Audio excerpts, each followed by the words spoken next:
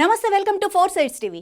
బుచ్చిరెడ్డిపాలెం మండలంలోని జొన్నవాడ గ్రామంలో కొవ్వూరు ఎమ్మెల్యే నల్లపరెడ్డి ప్రసన్న కుమార్ రెడ్డి కామాక్షితాయి ఆలయం ముందు టెంకాయ కొట్టి ఎన్నికల ప్రచారాన్ని నిర్వహించారు. రాజ్యసభ సభ్యులు బీదా మస్తాన్రావు, ఎమ్మెల్సీ బల్లి కళ్యాణ చక్రవర్తి, స్థానిక నాయకులు ఆయనతో ఉన్నారు. జొన్నవాడ గ్రామాన్ని అభివృద్ధి బాటలో నడిపామని, ఎంపీ అభ్యర్థి విజయసాయిరెడ్డిని ఎమ్మెల్యే అభ్యర్థిగా ఉన్న ఆయన్ను అత్యధిక మెజారిటీతో గెలిపించాలని ఆయన కోరారు. ఎమ్మెల్సీ బుల్లి కళ్యాణ్ చక్రవర్తి, చైర్పర్సన్ మొర్ల సుప్రజ మురళి, కౌన్సిలర్ షకీలా బేగం, కార్యకర్తలు, నాయకులు భారీ సంఖ్యలో పాల్గొన్నారు. 2 సంవత్సరాలు మన దేశం ప్రపంచమంతా కూడా విలయతాండవం చేసింది.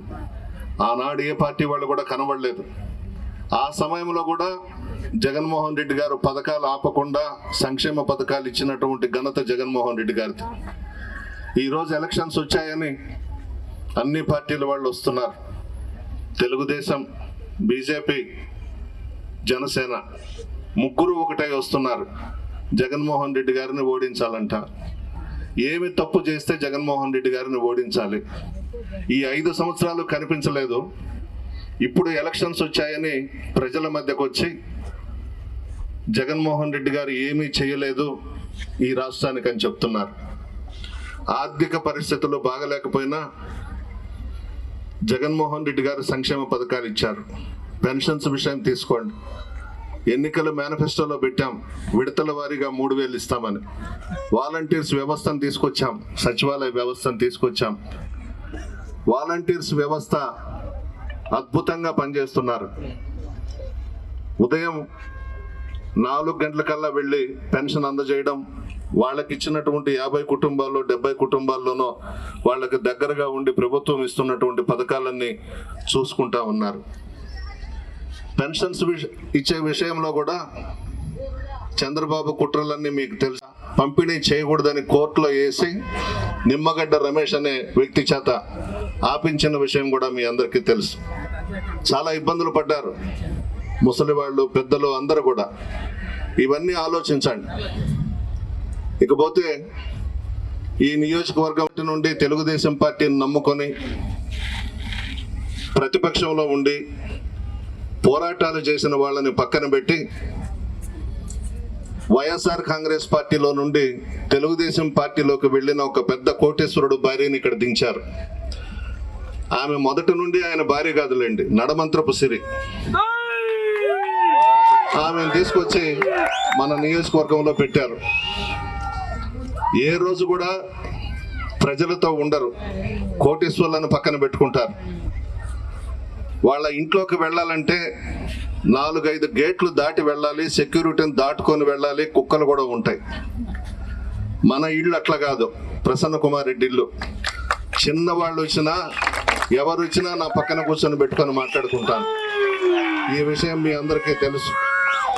ఏ రోజు కూడా నేను ఎమ్మెల్యేని అనే అహంభావం కానీ గర్వం కానీ నేను చూపలేదు. ఎంత చిన్న పేదవాళ్ళు వచ్చినా నా పక్కన కూర్చొని పెట్టుకుని మాట్లాడే మనస్తత్వం నాది. ఈరోజు దించారు. డబ్బు ఉందని అహంతో, అహంభావంతో నాయకుల్ని కొంటా ఉండారు. ప్రజలను కొనలేరు కదా. మధ్యలో ఎవరైతే మన ప్రభుత్వం అధికారంలోకి వచ్చిన తర్వాత మనల్ని ఉపయోగించుకొని మన పార్టీలో చేరి లబ్ధి పొందారో వాళ్ళకి 50 లక్షల నుంచి 2 కోట్లు 3 కోట్ల దాకా ఇచ్చి కొంటా ఉన్నారు. ప్రజలందరూ కూడా మన వైపు ఉన్నారు. రాజశేఖర రెడ్డి గారి కుటుంబానికి సంబంధించిన వైఎస్ఆర్ కాంగ్రెస్ పార్టీ నాయకులు కానీ కార్యకర్తలు కానీ ఈరోజు జగన్ గారే మరలా ముఖ్యమంత్రి కావాలని చెప్పేసి నిర్ణయం తీసుకుని ఉన్నారు. ఈ మధ్యనే నా తమ్ముడు రాజేంద్ర కుమార్ రెడ్డి ఫిబ్రవరిలో ప్రశాంత్ రెడ్డి ఫోన్ చేసింది మా తమ్ముడికి. పేదలకు ధనవంతులకు మధ్య పోటీ జరగబోతా ఉంది రాష్ట్రంలో. అదే పద్ధతి మన నియోజకవర్గంలో కూడా ఉంది. పేదలకు నడమంత్రపు సిరికి మధ్య పోటీ జరగబోతా ఉంది. ఒక్కసారి ఆలోచించండి. ఈ 5 సంవత్సరాల్లో వైఎస్ జగన్మోహన్ రెడ్డి గారు సంక్షేమ పథకాలకు శ్రీకారం చుట్టిన విషయం మీ అందరికీ తెలుసు. మీరెవరు కూడా జగన్మోహన్ రెడ్డి గారిని మా అకౌంట్లలో డబ్బులు వేయమని అడగలేదు. ఈ 5 సంవత్సరాల్లో 33 పథకాలు ఇచ్చారు. దాదాపు 2,75,000 కోట్లు డైరెక్ట్గా పేదల అకౌంట్లో వేయడం జరిగింది. అందులో భాగంగా జొన్నవాడ గ్రామ పంచాయతీలో అర్హులైన ప్రతి లబ్ధిదారులకు సంక్షేమ పథకాల ద్వారా ప్రత్యక్ష నగదు బదిలీ దాదాపు 10,22,00,000 మీ అకౌంట్స్లో వేయడం జరిగింది. నాన్ డీబీటీ అంటే పెన్షన్స్ కానివ్వండి, ఇళ్ల స్థలాలు కానివ్వండి, ఇవన్నీ తీసుకుంటే దాదాపు 4,98,00,000 జగన్మోహన్ రెడ్డి గారు ఇచ్చారు. ఒక్క జొన్నవాడ పంచాయతీకే 15,20,00,000 ఇవ్వడం జరిగింది. దీంట్లో ముఖ్యమైనవి అమ్మఒడి ఉంది, చేయూత ఉంది, ఆసరా ఉంది, రైతు భరోసా ఉంది. అనేక కార్యక్రమాలు, సంక్షేమ పథకాలు మీకు ఇవ్వడం జరిగింది. ఒక్కటే ఆలోచించండి, చాలామంది ముఖ్యమంత్రులని మీరు చూశారు.